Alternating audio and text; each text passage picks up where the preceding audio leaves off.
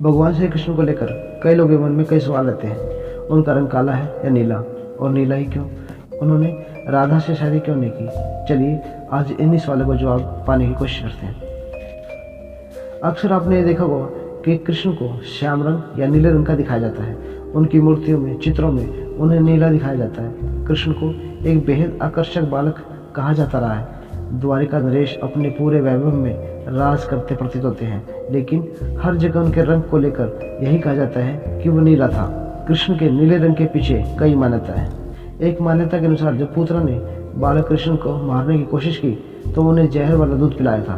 तब कृष्ण मरे नहीं थे, बल्कि उनका रंग नीला हुआ था। एक और मान्यता के अनुसार कृष्ण का रंग नीला बाद में पड़ा है जब वो 5 सिर वाले नाग कालिया को मारने के लिए यमुना में कूदे थे। कालिया के जहर से उनका रंग नीला पड़ा था।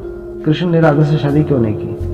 सबसे ज्यादा चर्चित सवाल ये कि आखिर कृष्ण ने राधा से शादी क्यों नहीं की? वो राधा जी से इतना प्यार करते थे, फिर ऐसा क्यों? कृष्ण राधा को सिर्फ 10 साल की उम्र तक ही जानते थे। पुराण कहते हैं कि उसके बाद कृष्ण वृंदावन छोड़कर चले गए थे।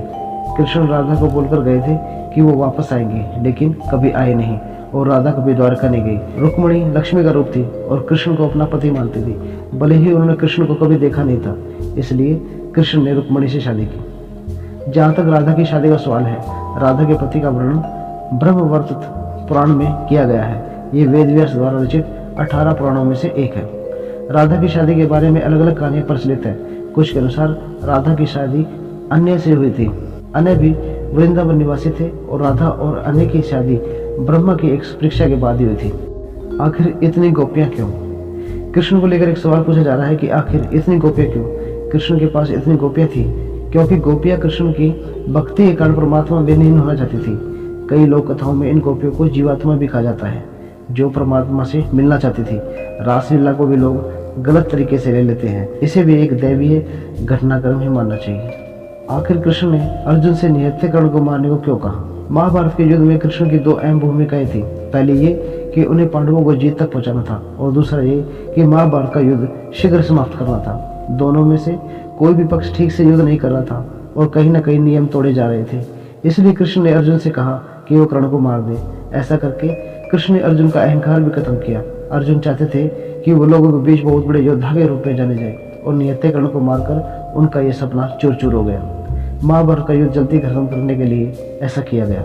श्राप के कारण हुई थी कृष्ण की मृत्यु। महाभारत की लड़ाई में गांधारी के 100 पुत्रों की मृत्यु हो गई थी। जब श्री कृष्ण गांधारी के पास पहुंचे तो दुखी गांधारी ने श्राप दिया कि 36 सालों में वे मारे जाएंगे और उन्हीं के साथ यदुवंश का विनाश हो जाएगा। श्री कृष्ण ये जानते थे कि यदुवंश लोभ और मोह में आ गया है, इसलिए उन्होंने सिर्फ तथास्तु कहा।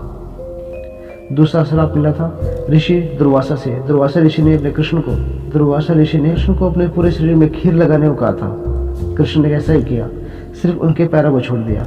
इससे खफा होकर दुर्वासा ने श्राप दिया कि कृष्ण अपने पैर की वजह से मरेंगे। एक समय जब श्री कृष्ण समाधि में थे, तब एक शिकारी जारा ने कृष्ण के पैर को कोई जानवर समझ लिया और उन पर तीर चला दिया।